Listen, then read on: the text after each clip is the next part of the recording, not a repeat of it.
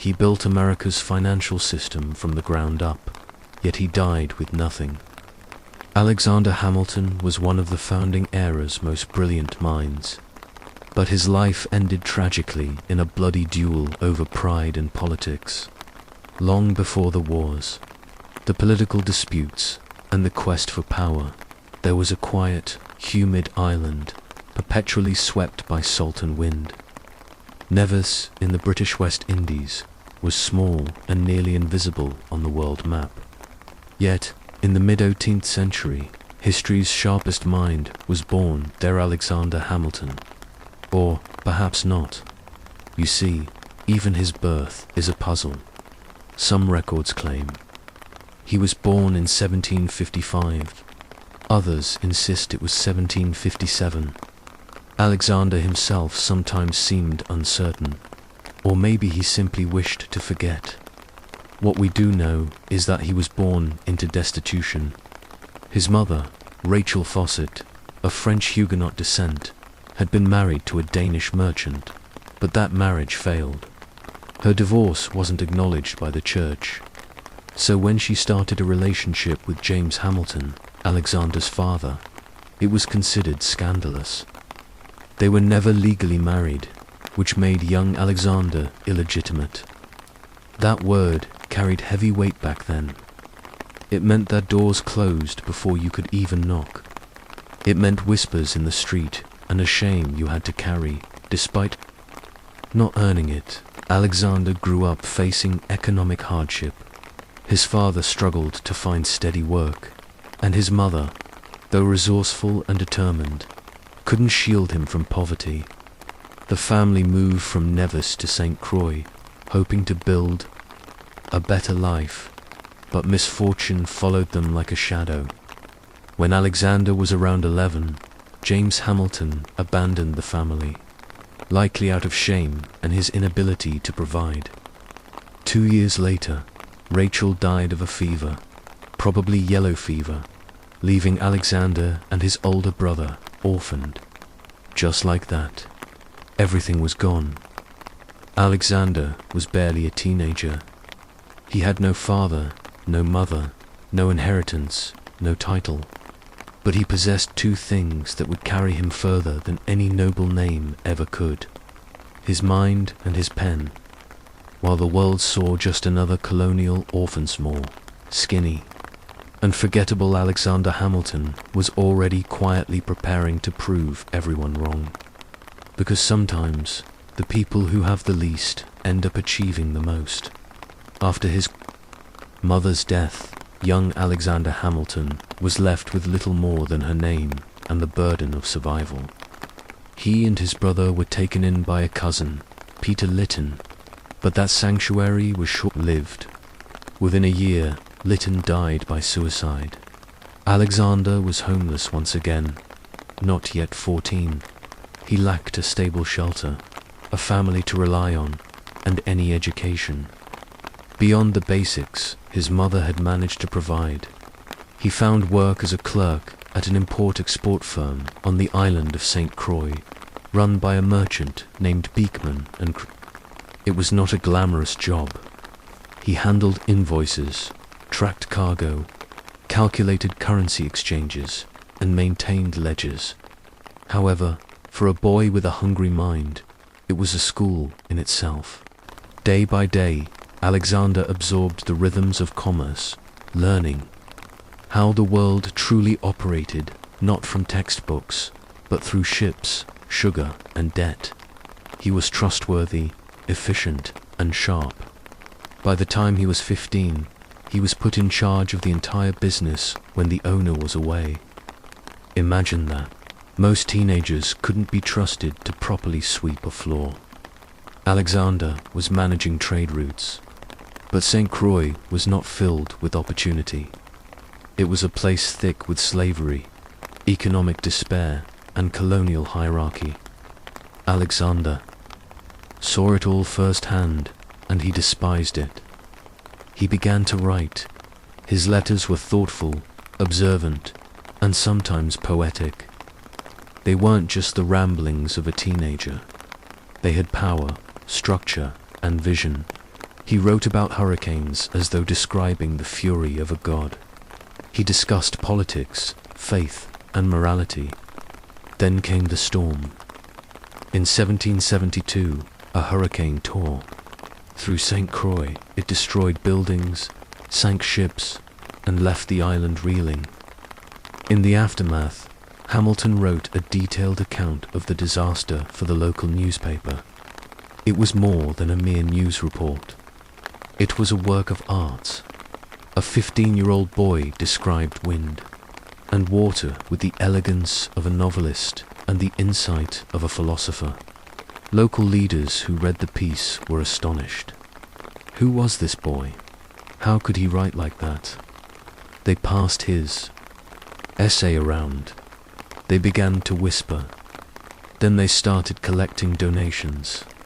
The people of St. Croix, impoverished and in the midst of rebuilding, raised enough money to send this orphan boy to America, because even in darkness, genius shines. In the fall of 1772, Alexander Hamilton left the Caribbean behind.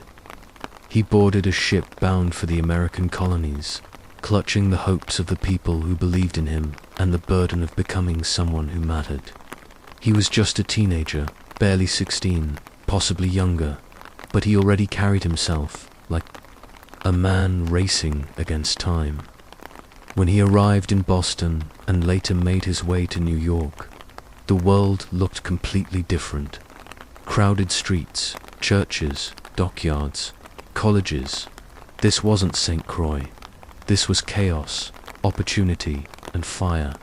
He enrolled at King's College, now known as Columbia University. It was one of the finest schools in the colonies, and Hamilton wasted no time. He devoured books like a man starving for knowledge. He studied law, philosophy, economics, political theory, anything and everything. But learning was not enough. Not for him. He wanted to speak. He wanted to write. And more than anything, he wanted to shape the world around him. Meanwhile, the colonies were teetering on the brink of revolution. Tensions with Britain had reached a breaking point, fueled by taxes, soldiers, and tyranny. The streets pulsed with the energy of rebellion, and Hamilton stepped directly into the fray. He began writing political essays under pseudonyms, defending the colonists' right to resist British rule. Readers assumed that the author must be a seasoned scholar or a high-ranking official. When they discovered it was a teenager, they were in disbelief. Soon, Hamilton started giving speeches in public squares, bold and overflowing with ideas. He wasn't just repeating popular slogans. He was thinking ahead, envisioning a new kind of government, a new kind of future, and people took notice. New York was full of revolutionaries, but Hamilton stood out. He wasn't from an elite family. He had no pedigree, but he had something better, vision and the fearless conviction to share it. He drilled with the militia in his free time, trained for war while studying law, and wrote with the authority of a man twice his age. To some, he was brilliant.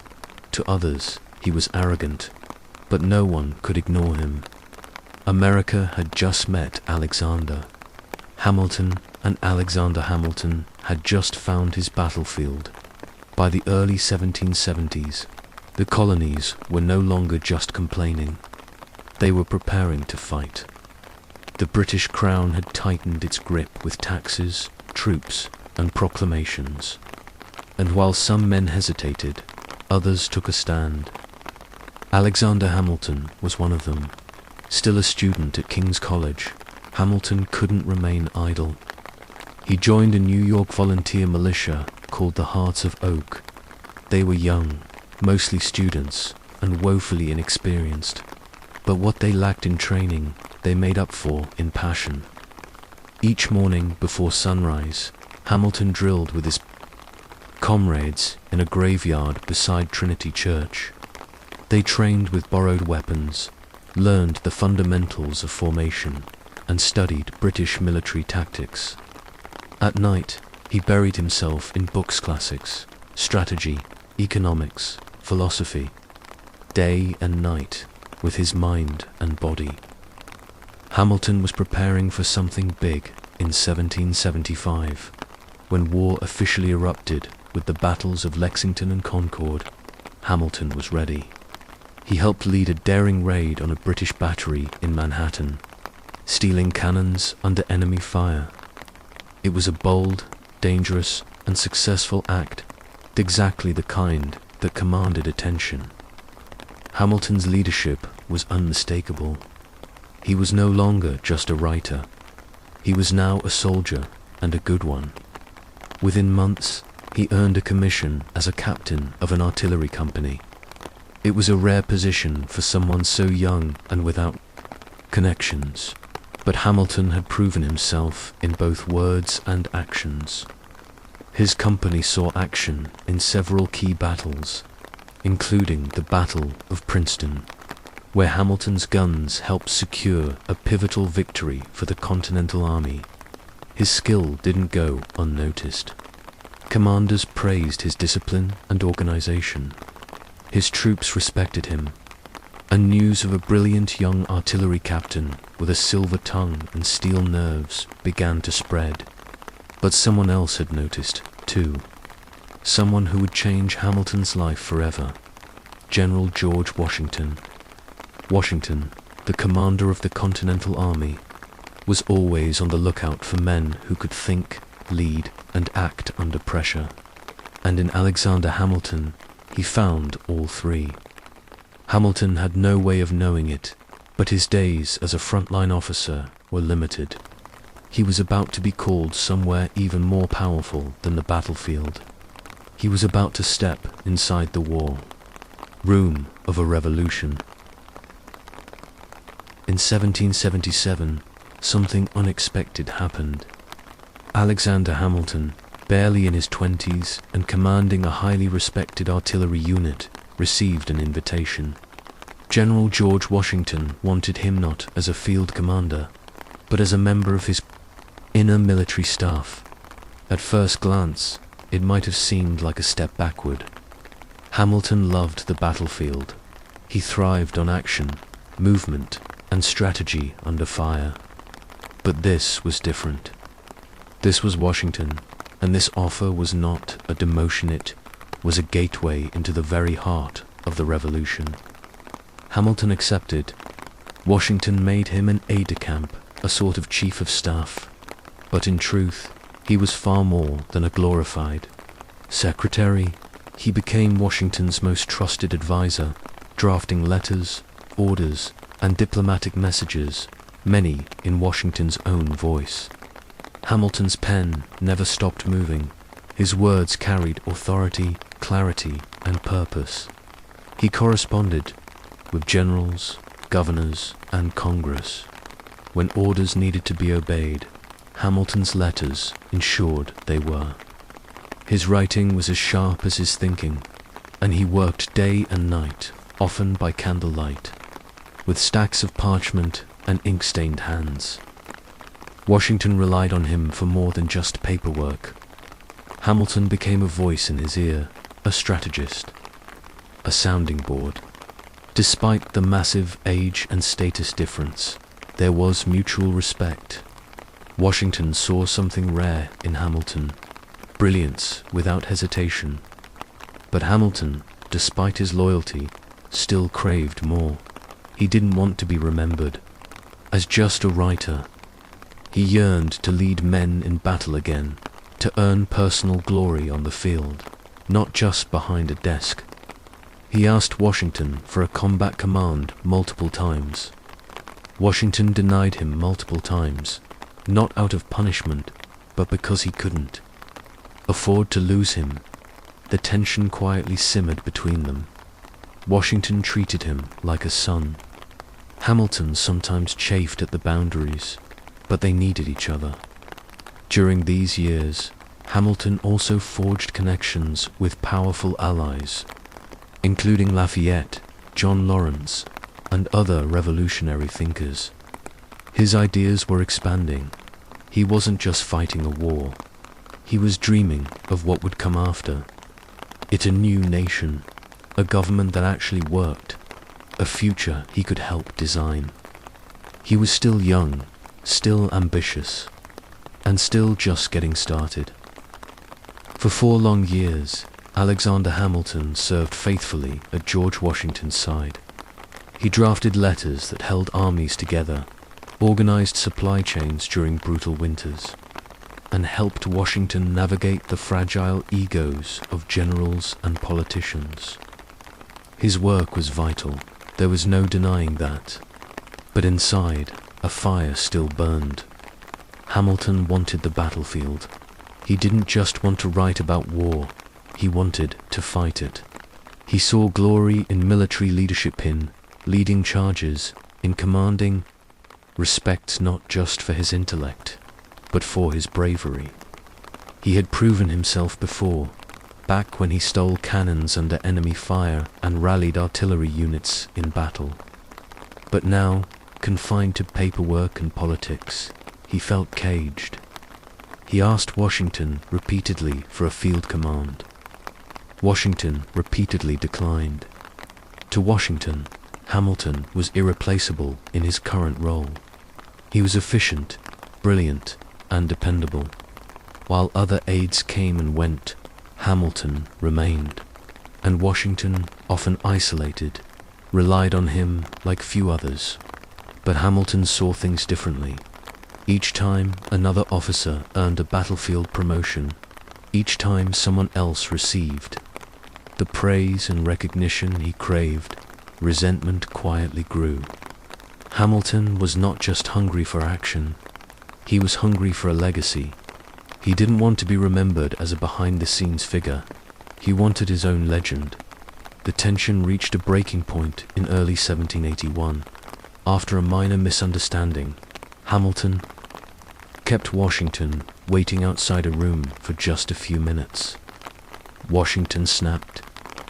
He sharply rebuked Hamilton, and Hamilton, already simmering with frustration, resigned from his staff position soon after. It was a bold, some might say reckless, move. But for Hamilton, it was a necessary gamble. He had served loyally. He had earned trust, and now he would take his fate into his own hands. Still, even after resigning, he didn't abandon the cause. He remained connected to the army, continued writing, and kept pushing for a command of his own. And finally, that chance came. Later that year, Washington offered him what he had been waiting for, his own battalion. The war was not over yet, and neither was Alexander Hamilton's climb toward greatness. The pen had served him well, but now it was time to lead with the sword. After years of waiting, writing, and proving himself behind the scenes, Alexander Hamilton finally received what he had been pursuing, command of his own battalion. It was the spring of 1781. The American Revolution was grinding into its final, decisive stages, and all signs pointed toward Yorktown, Virginia. There, British General Cornwallis had dug in with thousands of troops, awaiting reinforcements from the sea. What he did not know was that the Franco-American alliance was about to strike with full force. Washington and French General Rochambeau planned to march their armies south for one final blow. Hamilton, with his newly earned command, would march with them. As the siege of Yorktown began in September, Hamilton's moment came into focus. The plan was risky, a nighttime assault on British Redoubt No. 10, one of 2 key fortifications protecting Cornwallis's position. If they could take it, the siege would turn in America's favor. Washington trusted Hamilton to lead the charge. October 14th, 1781. The night was moonless and thick with tension. Hamilton's men crept toward the redoubt with bayonets fixed and rifles. Unloaded, silence was essential. No gunfire, just steel and fury. And then they struck. Hamilton led the attack from the front. He climbed over the enemy defenses under a storm of musket fire, sword in hand, rallying his men forward. Within 10 minutes then, brutal, breathless minutes, the redoubt was theirs. The victory at Redoubt 10, combined with the simultaneous French success at Redoubt 9, broke the British lines. Within days, Cornwallis surrendered. The war, for all practical purposes, was over. For Hamilton, that night was more than just a battle. It was vindication. He had proven he was more than a writer, more than a political mind. He had led troops under fire and won. He was still in his early 20s, yet he had already shaped the war from both the desk and the front lines. He had earned Washington's respect once again, this time, not just as an aide, but as a warrior. But the battlefield was only the beginning. Now that independence was nearly won, the question became, what next? What kind of nation would rise from the ashes of war? For Hamilton, the answer was clear. If America was going to survive, someone had to build it, and he was ready to start laying the foundation when the guns fell silent and the Treaty of Paris was signed in 1783. The United States of America was officially free. But freedom, Hamilton quickly realized, was only the beginning. The country was independent, but not stable. The Articles of Confederation, the first attempt at a national government, were weak, toothless, and dangerously inefficient. The states acted more like competing countries than a united nation. They printed their own money, set their own rules, and squabbled endlessly over borders, taxes, and trade. To Hamilton, it was chaos disguised as liberty. He left the army and returned to civilian life in New York, where he officially began his career as a lawyer. But his mind was still on the battlefield. Only now, the enemy was not redcoats.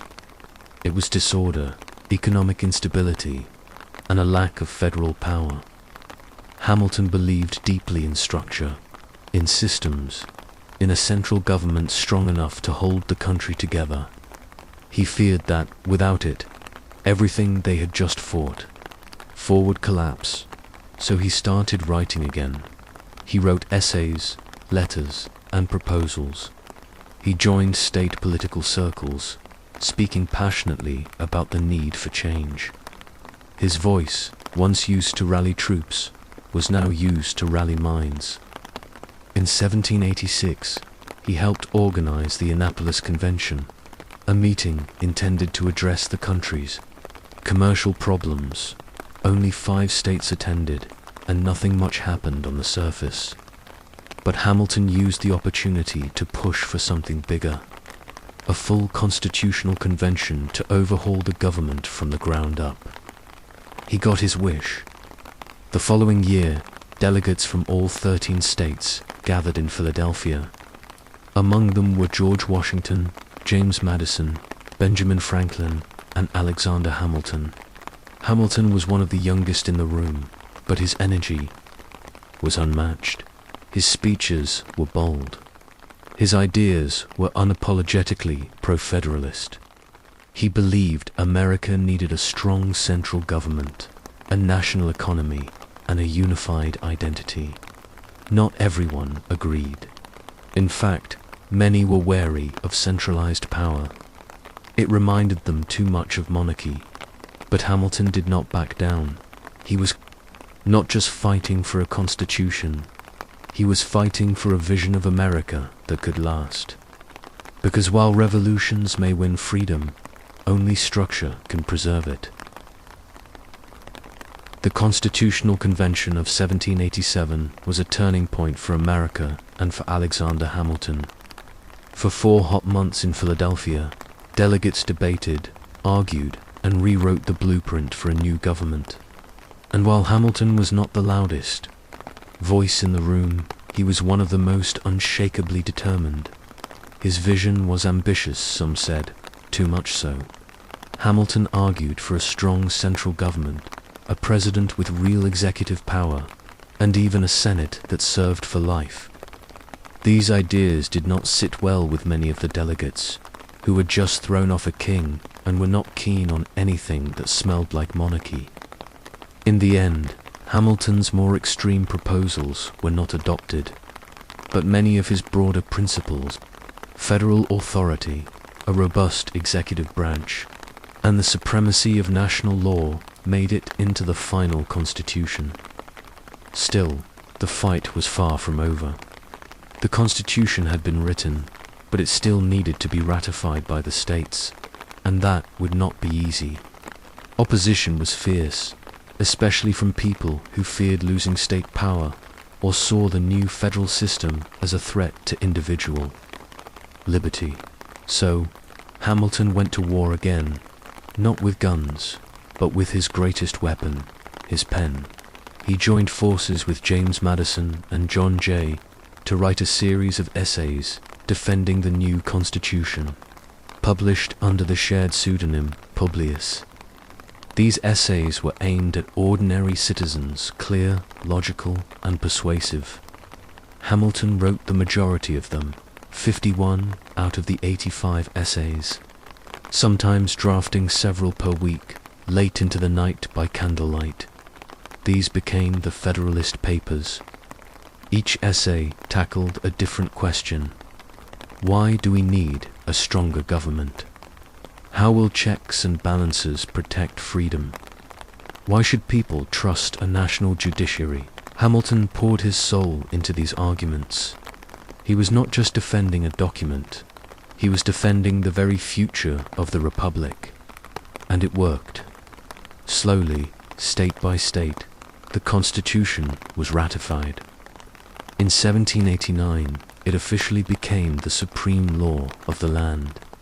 The United States now had a government, and Alexander Hamilton, he was not just one of its architects. He was about to become its chief engineer. In 1789, the new American government took its first breath. George Washington was unanimously elected as the first president of the United States. And when it came time to fill his cabinet with the sharpest minds in the country, he knew exactly who he wanted to manage the nation's finances: Alexander Hamilton. Hamilton was sworn in as the first Secretary of the Treasury. The title might have sounded bureaucratic, but in reality, it came with a staggering challenge. The United States was broke. There was no national currency, no central banking system, and no public credit. The government owed millions in war debts to foreign allies, private citizens, and even its own soldiers. The economy was fractured, unstable, and teetering on the verge of collapse. To most, it seemed like a disaster. To Hamilton, it was an opportunity. He got to work immediately, drafting reports, crunching numbers, and designing a financial system from scratch. His goal was not just to solve the current crisis, but to lay the foundation for a strong, modern economy. His first move was bold. The federal government would assume all state debts from the Revolutionary War. This meant the national government would now owe money, not the individual states. Many saw this as dangerous. Hamilton saw it as brilliant. Why? Because if the federal government owed money, lenders, especially the wealthy elite, would have a vested interest in its survival. Next, he proposed the creation of a national bank, a central institution that could manage government funds, issue stable currency, and stimulate economic growth. He also introduced tariffs and taxes designed to protect American manufacturing and help generate revenue. To Hamilton, economics was not just about math. It was about power. He believed that a strong economy would lead to a strong nation, and that public credit, once restored, would attract investment, create jobs, and elevate the United States on the global stage. But not everyone shared his vision. His policies, triggered fierce opposition, especially from Thomas Jefferson and James Madison, who feared that Hamilton was creating an elite, centralized government too similar to Britain's monarchy. Still, Washington backed him, and slowly but surely, Hamilton's ideas took root. The US economy began to stabilize. Confidence grew. The dollar gained value. In just a few years, Hamilton had taken a bankrupt, fractured collection of states and given it the beating heart of a functioning economy. He was not just managing money. He was building a nation, as Alexander Hamilton's financial system began to take shape. So did his reputation, not just as a brilliant architect of the economy, but as a polarizing force in American politics. To his supporters, Hamilton was a genius, a man who transformed chaos into order and gave the young nation a real future. But to his critics, he was dangerous, too bold, too centralized, too British in style with his talk of national banks, strong executives, and urban industry. And no critic was louder or more persistent than Thomas Jefferson. Jefferson, the Secretary of State, was Hamilton's opposite in nearly every way. Where Hamilton believed in cities, commerce, and concentrated federal power, Jefferson believed in rural life, individual liberty, and limited government. He saw America as a land of farmers and freedom, not financiers and federal banks. The two men could not have disagreed more. To Jefferson, Hamilton's national bank was unconstitutional. His debt plan was a favor to the wealthy. His tariffs and taxes were a burden on the common man. He believed Hamilton was steering the country toward a dangerous aristocracy, where elites ruled and liberty suffered due to Hamilton. Jefferson was naive. His vision of an agrarian paradise ignored economic reality.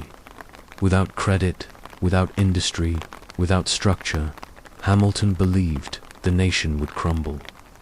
The clash was more than philosophical. It became personal. Each man had allies. Jefferson had Madison, and Hamilton had Washington's ear. Their disagreements turned the cabinet into a war zone. Washington, though respectful of Jefferson, often sided with Hamilton. He valued results, and Hamilton delivered them. Still, the feud grew. In the press, Jefferson's allies accused Hamilton of corruption and tyranny. In return, Hamilton's supporters painted Jefferson as weak and idealistic. What began as a debate quickly hardened into a rivalry and eventually gave birth to something new in American history. Political parties, Hamilton's followers became known as the Federalists. Jefferson's, the Democratic Republicans.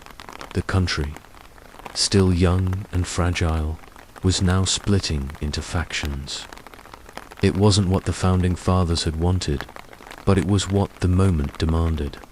And right in the center of it all stood Alexander Hamilton, praised, hated, and unstoppable. He had built an economy. Now, unknowingly, he had helped build the machinery of American politics. The United States had barely found its footing before it began to divide, not by geography, but by ideology. And at the heart of this division stood two powerful, opposing minds, Alexander Hamilton and Thomas Jefferson. Hamilton never intended to start a political party, but his policies, national debt consolidation, a central bank, manufacturing support, and a strong executive were radical enough to make him a symbol of a broader political movement. His followers, urban merchants, financiers, lawyers, and many war veterans rallied around his ideas. They called themselves Federalists. On the other side, Jefferson and James Madison spoke to farmers, artisans, and states' rights advocates. They feared that Hamilton's version of government would turn the republic into an oligarchy ruled by banks and elites. They formed what would become the Democratic Republican Party. This was the birth of America's first party system. The press, which had once focused on foreign affairs and commerce, now became weaponized. Partisan newspapers sprang up like wildfire. Hamilton's allies wrote fiery editorials defending central authority and financial discipline. Jefferson's camp countered with blistering critiques, accusing Hamilton of betraying the revolution by building a system that benefited the rich. Hamilton, ever combative, gave as good as he got. He wrote under pseudonyms, leaked damaging letters, and used his incredible skill with language to shape public opinion. He wasn't just managing policy, he was managing narratives. Washington, who deeply disliked factionalism, grew increasingly uncomfortable. He had hoped that his presidency would set a tone of unity. But by the end of his second term, the cabinet was a political battlefield, and the nation a house divided.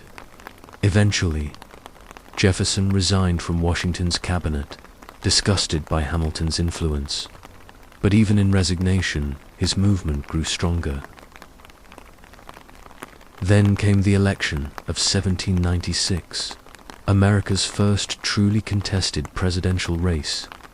John Adams, a Federalist, won. But Jefferson, his opponent, became vice president under the rules of the time. It was an awkward, tense administration, and Hamilton, although no longer in the cabinet, still pulled strings from behind the curtain. The revolution had created a nation, but Hamilton and Jefferson had created something longer-lasting. The template for American political conflicted ideas versus power, cities versus farms, central versus local, and the fight was far from over. Alexander Hamilton had built a reputation as a man of brilliance, order, and discipline. But in 1797, that image would shatter. It all began several years earlier, during the summer of 1791.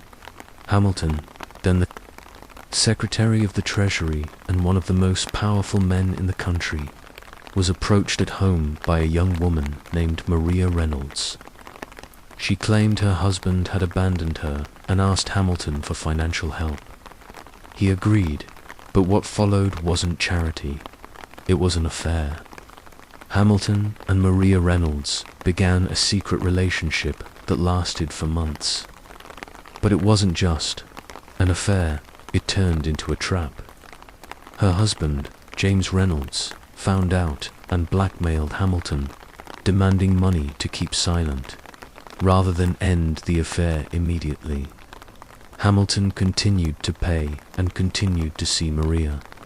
Eventually, the situation unraveled. In 1797, political enemies, including Thomas Jefferson's allies, uncovered the payments. They suspected Hamilton was involved in financial corruption, using government funds improperly. In reality, the payments were personal, not political. But Hamilton knew the story would explode. So, he did something almost unthinkable. He told the truth. In a 95-page public document, now known as the Reynolds pamphlet, Hamilton confessed to the entire affair in shocking detail. He admitted to adultery, to the blackmail payments, and to the personal disgrace it brought. But he denied any financial misconduct in his public office. It was the first major sex scandal in American political history, and it ruined him. Public reaction was brutal. Some were stunned by his honesty. Others were repelled by the behavior itself. His enemies used it as proof that Hamilton was immoral and unfit for public life. Even his allies were shaken. His once sterling reputation took a permanent hit. At home, things were even worse. His wife, Eliza, was devastated. The woman who had supported him through war, scandal, and politics now had to endure public humiliation. Hamilton never recovered politically, though he continued to write and advise. He would never hold public office again. The man who built America's financial foundation had destroyed his credibility with one private mistake. His enemies cheered. But Hamilton, he wrote on, because no matter how deep the scandal, he still believed in shaping the future. After the publication of the Reynolds pamphlet, Alexander Hamilton's world changed. He had exposed himself, not just to save his public integrity, but to own his mistake. But honesty, as it turned out, came at a steep price. The American public was shocked. Many couldn't believe that the architect of the nation's economy, the man once whispered about with admiration, had fallen into such a personal scandal. The whispers turned into headlines, and the headlines turned into laughter. Political opponents pounced. Jeffersonian newspapers had a field day, portraying Hamilton as a corrupt hypocrite, a man who claimed to build a moral republic while living a double life. His affair with Maria Reynolds was used not just to attack his character, but to discredit everything he stood for. Among Federalists, the reaction was mixed. Some admired his honesty, saying it proved he had nothing to hide. Others saw a liability, a man who, despite his brilliance, couldn't control himself. But perhaps the most painful reaction came from within his own home. Eliza Hamilton, his wife, had been his fiercest defender for years. Through war, politics, and public pressure, she had stood by him. But this time, Hamilton had betrayed her. Trust in the most public way possible. The damage to their marriage was deep and personal. Still, she didn't leave him. And Hamilton, wounded but not silenced, continued to write. He may have lost public favor, but he had not lost his sense of duty. He remained an influential voice behind the scenes. During the contentious presidential election of 1800, Hamilton, no longer in office, tried to shape the outcome anyway. Although he was a Federalist, Hamilton did not trust President John Adams, the head of his own party. The two men had grown to despise each other. So, in a move that shocked even his allies, Hamilton publicly attacked Adams in a scathing pamphlet, calling him unstable and unfit for office. It was political suicide. The attack fractured the Federalist Party and opened the door for Thomas Jefferson to win the presidency. Hamilton had intended to steer the outcome, but ended up sinking his own side. He had once controlled America's finances. Now, he was an outsider in a country he helped build. Yet, even in exile, Hamilton couldn't help himself. He kept writing, because that's what Hamilton did. He fought, he failed, and he never stayed quiet. By the turn of the 19th century, Alexander Hamilton's influence had faded. He no longer held public office. The Federalist Party was splintered, and his personal reputation, still scarred from the Reynolds scandal, kept him on the fringes of power. But if Hamilton was drifting from the center of politics, someone else was quickly stepping into it. Aaron Burr, sharp, ambitious, and unpredictable. Burr was a man Hamilton had never trusted. The two had crossed paths in New York politics for years. Burr was charismatic, calculating, and well-connected. He could charm a crowd just as easily as he could undercut an opponent. To Hamilton, Burr was dangerous, not because of what he believed, but because he seemed to believe in nothing. In the election of 1800, the rivalry between Burr and Hamilton deepened. Burr ran as Thomas Jefferson's running mate on the Democratic-Republican ticket. But due to a quirk in the electoral college system at the time, both Jefferson and Burr received the same number of electoral votes, a tie. The decision went to the House of Representatives, and Hamilton, though no friend to Jefferson, made a stunning choice. He backed Jefferson in letters and conversations with Federalist representatives. Hamilton argued that while he disagreed with Jefferson's politics, At least Jefferson had principles. Burr, in Hamilton's eyes, had none. "Burr loves nothing but himself," he wrote. "He is as ambitious and unprincipled as he is dangerous." It was a critical move. Jefferson was selected as president. Burr became vice president, but he knew exactly who had cost him the top seat. Hamilton had made a powerful enemy, and Burr never forgot.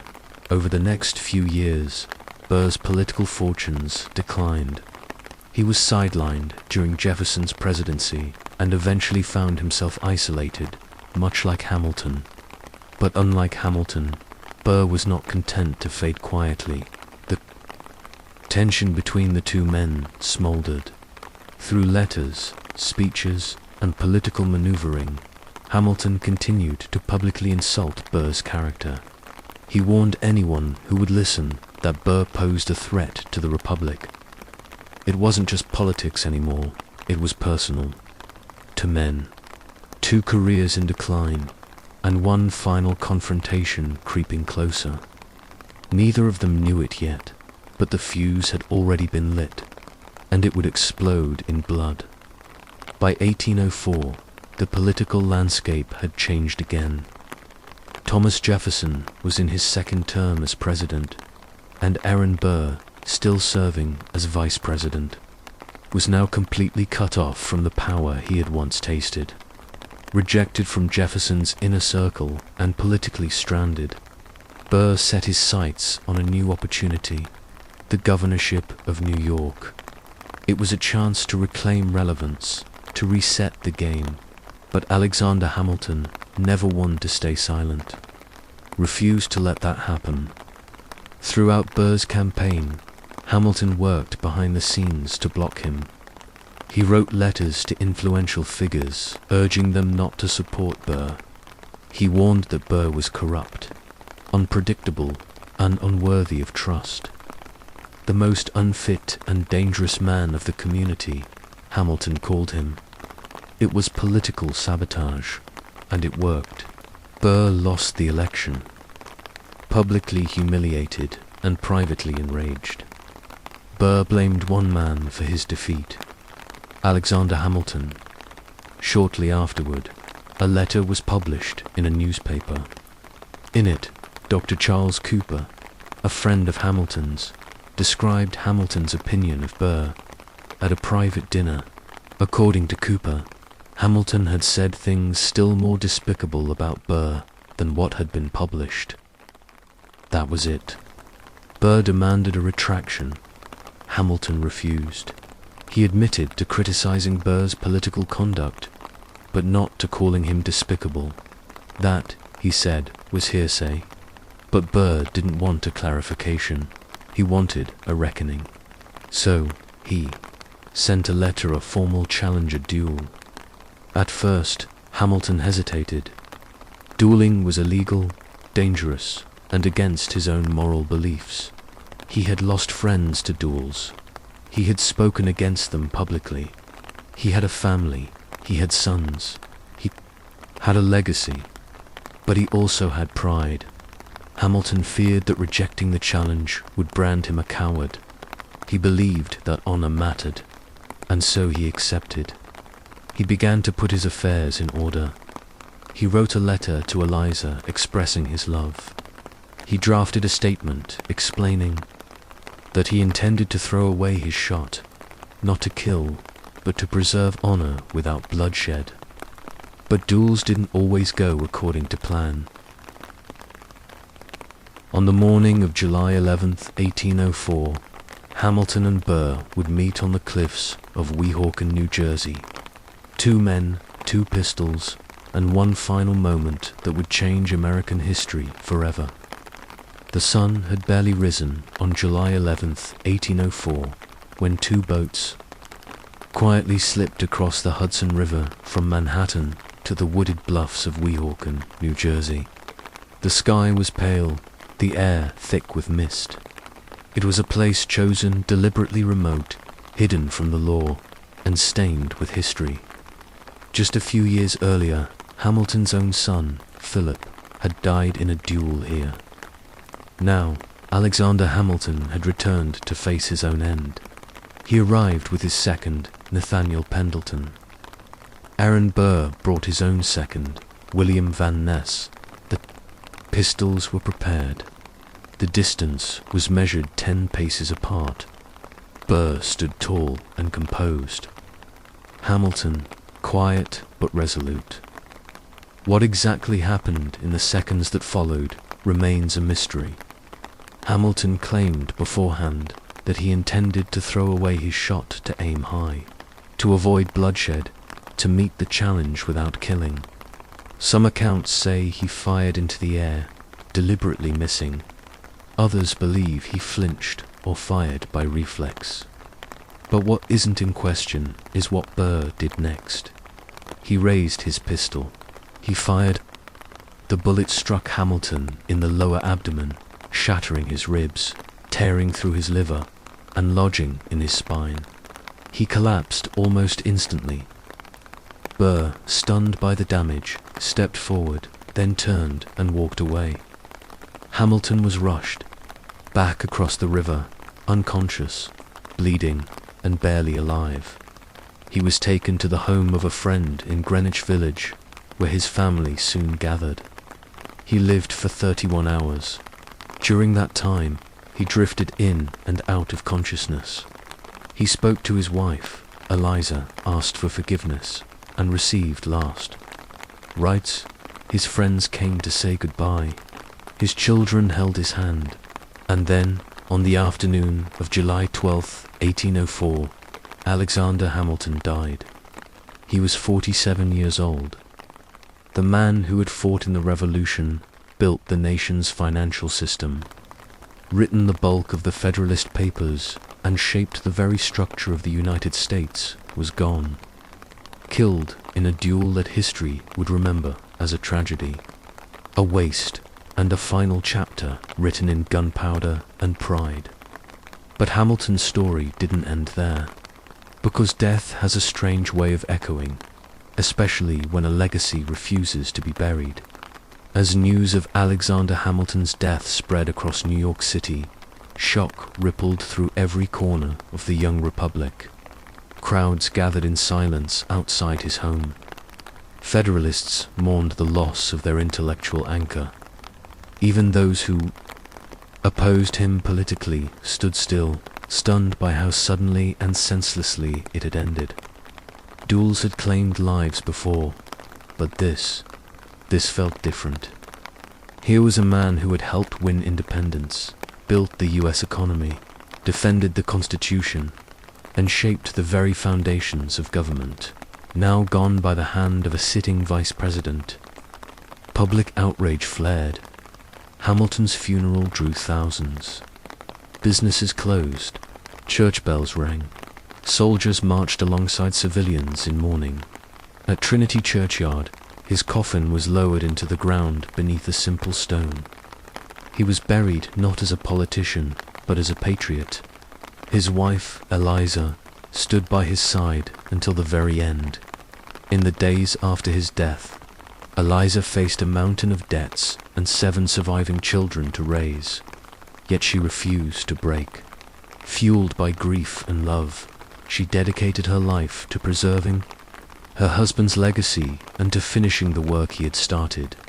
She helped establish the first private orphanage in New York, honoring Hamilton's own childhood as a poor, forgotten boy. She organized his letters, defended his name, and made sure the next generation knew who he was, not just as a founder, but as a father and a visionary. As for Aaron Burr, the man who fired the shot, he was never charged with murder, but his political career ended the moment Hamilton's heart stopped. He finished his term as vice president in disgrace, living the rest of his life as a man haunted by what he had done. Hamilton's death marked the end of one chapter in American politics and the beginning of another. The country moved forward, but Hamilton's ideas, central banking, public credit, strong federal authority would endure. Decades later, Leaders like Abraham Lincoln and Theodore Roosevelt would cite Hamilton as a guidepost. Lincoln's financial strategies during the war reflected Hamilton's belief in a unified economic system supported by national credit. Even later, presidents like Theodore Roosevelt and Franklin D. Roosevelt would quote Hamilton in speeches, drawing on his ideas about executive strength, national infrastructure, and economic planning. Historians, too, began to change their tone. The once dismissed Federalist became, in hindsight, one of the most forward-thinking of all the Founding Fathers. He had seen a version of America that took over a century to fully arrive, and in many ways was still arriving. Hamilton's critics had often accused him of dreaming too big, but maybe that was the point. His vision was never meant for his time alone. It was meant to grow into the future, to outlive him, outlast him, and evolve as the country did. He died before he could see it, but his fingerprints were on everything: the banks, the courts, the Constitution, the very concept of a nation bound not by blood or region, but by ideas. Alexander Hamilton was no longer just a man. He was a philosophy in motion. As the 19th century rolled on, Alexander Hamilton's name began to fade. Other founding fathers rose to mythic status: George Washington, the noble general; Thomas Jefferson, the philosopher-president; Benjamin Franklin, the beloved genius. Their stories were retold in classrooms, statues, and textbooks. But Hamilton, he became a footnote. Part of the reason was political. His Federalist Party had long since vanished, absorbed or overtaken by new political movements. His enemies, Jeffersonians, Jonians, and others, controlled much of the public narrative in the decades following his death. And they weren't exactly eager to praise a man they saw as a threat to democracy. They called him arrogant, power-hungry, a man who cared more for bankers and industry than for the common man. And then there was the duel. In a young, idealistic republic, Hamilton's end, killed in a personal dispute by another politician, felt messy, almost shameful. It didn't fit the heroic narrative many Americans wanted to teach their children. So over time, his memory softened. The Federalist Papers, once a cornerstone of constitutional debate, were still read, but often without much attention to the man behind most of them. His economic policies lived on in practice, but not in name. He became quietly the founder. People forgot, but not everyone forgot. Legal scholars, economists, and historians kept digging into his work. Some praised his brilliance, his foresight, his ability to predict the needs of a nation still in its infancy.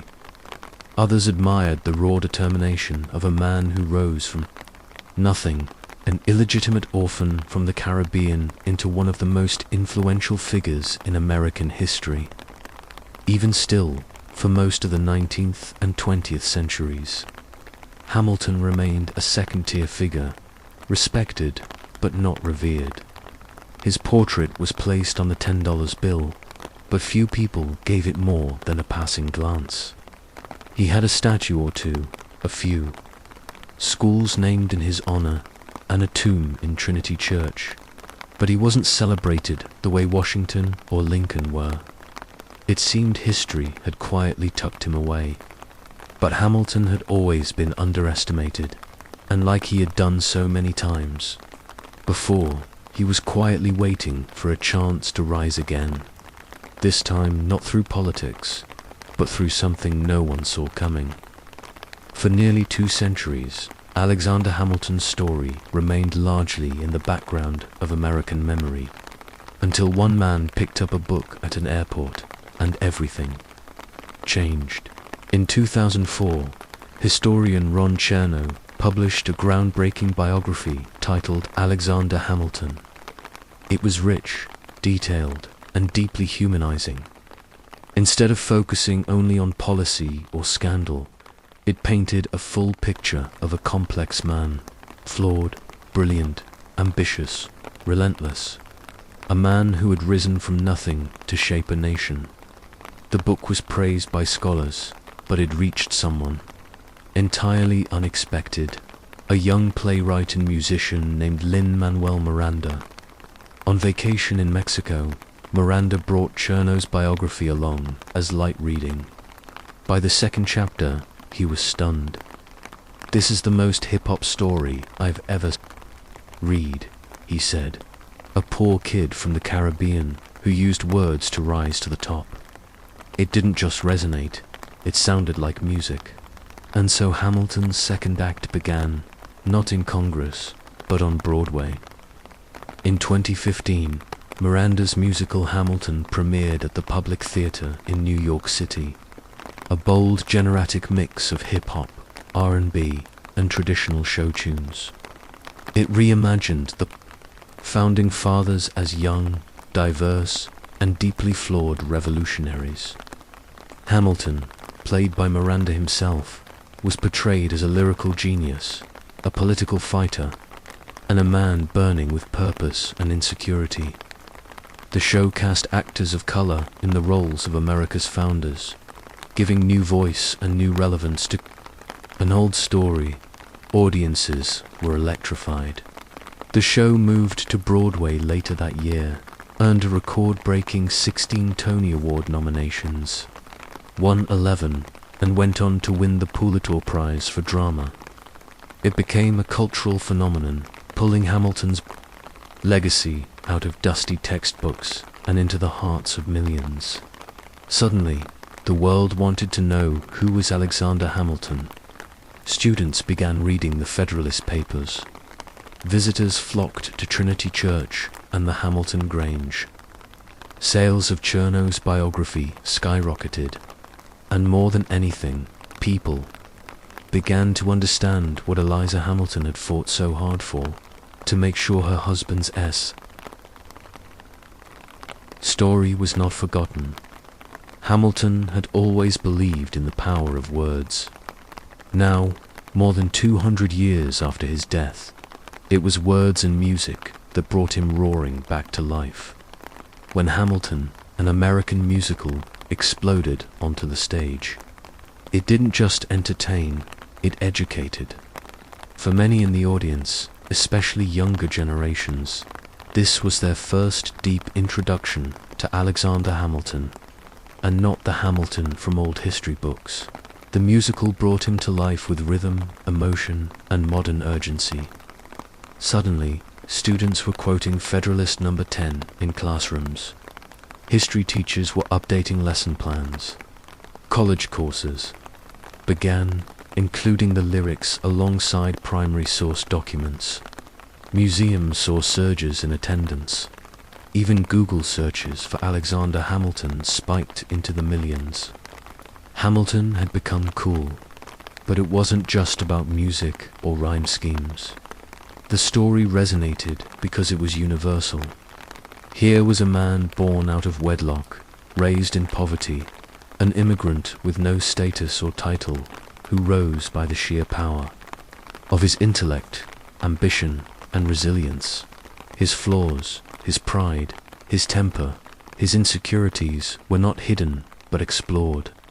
In many ways, Hamilton became a mirror for immigrants, for underdogs, for dreamers, for anyone who had ever been told they didn't belong.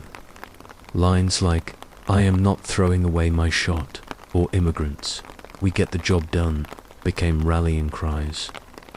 The themes of legacy, sacrifice, and the weight of history struck chords in a divided, uncertain world.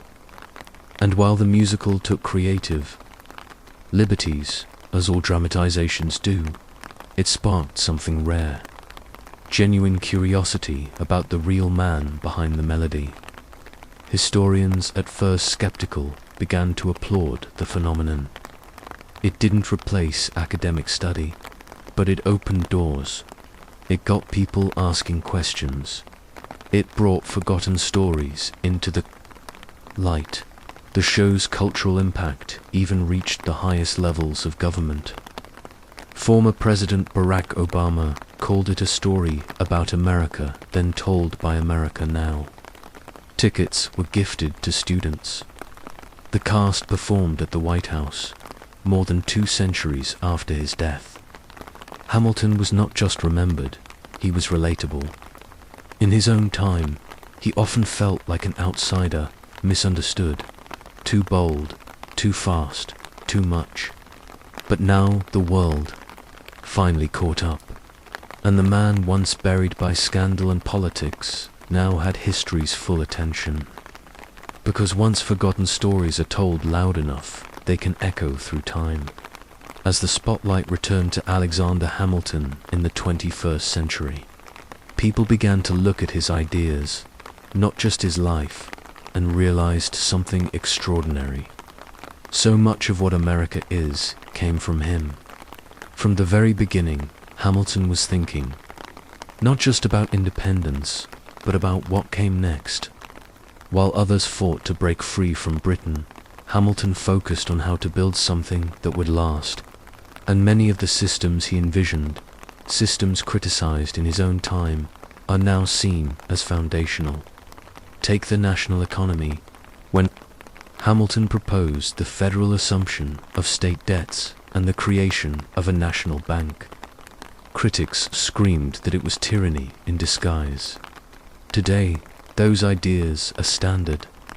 America's credit system, the Treasury Department, and the very concept of public finance were all shaped by his blueprint. Then there's the Constitution. While others hesitated over its limitations, Hamilton helped sell it to the public with unmatched force. The Federalist Papers, which he wrote the bulk of, are still referenced in Supreme Court decisions today. His defense of strong federal authority laid the intellectual foundation for a united country. Even the executive branch, the power of the presidency, the role of the cabinet, and the checks between branches of government reflect Hamilton's influence. He feared mob rule just as much as monarchy, and he worked endlessly to balance liberty with law. He also envisioned America as a place not just of ideals, but of industry. He pushed for manufacturing, infrastructure, and innovation. In his famous Report on Manufacturers, he outlined a vision of an economic powerhouse, a nation that could stand on its own. At the time, many rejected it. Today, it reads like prophecy. Hamilton's legacy isn't just carved in marble or printed on currency. It lives in every debate about federal power, every discussion about debt and taxes, every policy decision that weighs liberty against responsibility. He saw government not as a threat, but as a tool that when used wisely could build a country strong enough to survive war, division, and time itself. 200 years later, we're still using that tool, still building, still following a blueprint drawn up by a man who never stopped working until history caught up with him. Alexander Hamilton's rise was remarkable, but it wasn't smooth. For all his brilliance, for all the systems he built, the papers he wrote, the battles he fought, Hamilton was never a perfect hero. In fact, what makes his story resonate today isn't just his success, but his flaws. Hamilton was often his own worst enemy. His pride, for starters, was enormous. He believed, often rightly, that he was the smartest man in the room, but that belief came at a cost. He insulted political allies, alienated colleagues, and when given the chance to stay quiet, he almost never did. Take the Reynolds affair. Many in his circle advised him to stay silent, let the rumors fade. Instead, he published a 5-page confession publicly in detail. To protect his political reputation, he torched his personal one. His need to be right always cost him more than he could afford. He also had a sharp temper. Words were his weapon. and he wielded them with surgical cruelty when provoked. His political writings were ruthless, even against fellow Federalists. His pamphlet, tearing apart John Adams, didn't just hurt Adams, it helped Jefferson win the presidency. That wasn't strategy, that was impulse. Hamilton also struggled with contradictions. He fought for liberty, yet helped create systems that concentrated power. He distrusted the masses, yet built mechanisms to protect their future. He was an immigrant who feared the instability of democracy, a champion of merit who often spoke like an aristocrat. And perhaps the deepest contradiction of all, he was a man obsessed with legacy who died in a duel that almost erased it. And yet, isn't that what makes him relatable? Hamilton wasn't untouchable like Washington. He wasn't quietly calculating like Madison. He was loud, fiery, ambitious, and deeply human. He worked himself to the bone because he never felt secure. He pushed too hard because he feared being forgotten. He made mistakes because he refused to play safe. And that's why centuries later, his story still speaks. Because Hamilton wasn't a legend carved in stone. He was flesh and blood, genius and flaw, a man who tried, failed, rose, fell, and kept going. He wasn't perfect. He was real. Legacies are strange things. Some are carved in stone, immediate, obvious, larger than life. Others are quieter, buried for a time, waiting for someone to dust them off and see them clearly. Alexander Hamilton's legacy lived somewhere in between. In his lifetime, he fought for influence. After his death, he faded into the background. But now, more than 200 years later, he's everywhere in classrooms, theaters, political debates, and social movements. What makes his legacy so powerful today isn't just what he did, it's what he represents. He's the immigrant who built a nation's economy, the orphan who stood beside a general, the outsider who stepped into the core of power and refused to apologize for being bold. In a country built on opportunity, Hamilton's story is the ultimate proof that you don't need to be born into greatness to achieve it. But legacy to Hamilton was never about statues or songs. It was about impact. He once asked a haunting question: what is a legacy? It's planting seeds in a garden you never get to see. He didn't live to see his economic system flourish. He didn't see his constitution endure centuries. He didn't see his wife outlive him by 50 years, or witness a Broadway musical about his life. He never saw young students quoting his essays in schools across the world, but those seeds, they grew. And in that way, his voice never really stopped speaking. You hear it every time someone defends the Constitution with logic and passion. You see it in systems that still hold the country together. You feel it in stories of people who rise from nothing, just like he did. Even in the face of death, Hamilton was thinking forward. His duel wasn't just a personal tragedy. It was a final act of a man who understood the cost of legacy. He wrote letters, settled debts, prepared his family, and asked that his story not be lost. He was thinking of tomorrow, even as his time ran out. And now, centuries later, the garden he planted continues to bloom. Not because he was perfect, but because he refused to be forgotten. Alexander Hamilton's life was short, 47 years. But in those years, he lived more than most ever do. He rose from poverty, carved out a place in history with nothing but his mind and will, and left behind a legacy that helped shape an entire nation. He was never a president. He never led a state, but his fingerprints are on the Constitution, the financial system, the courts, the very idea of what it means to be a united nation. And yet, What makes Hamilton truly unforgettable isn't just what he built, it's how he built it. He failed publicly. He loved deeply. He fought passionately. He made enemies, mended friendships, and left a trail of letters that pulse with energy, urgency, and brilliance. He was a flawed man, jealous, stubborn, impulsive, but he was also endlessly driven. He believed in building something bigger than himself, even when it cost him everything.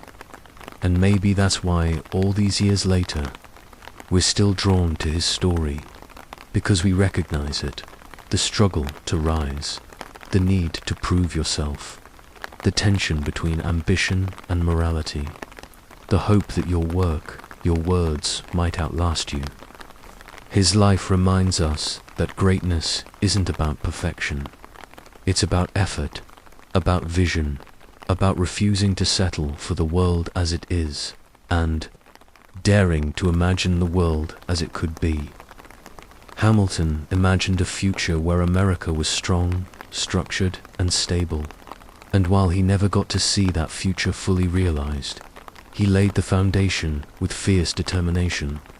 He may not have thrown away his shot on that dueling ground, but through his work, his words, and his unwavering spirit, he gave the rest of us a shot at freedom, at structure, at possibility. And in the end, what more could you ask from a founding father? He was not made of marble or myth. He was made of ink, steel, and fire. So the next time you hold a $10 bill, remember the man who didn't come from money, didn't come from privilege, but gave everything he had to build a country that could outlive him. That's Alexander Hamilton. And now you know his story.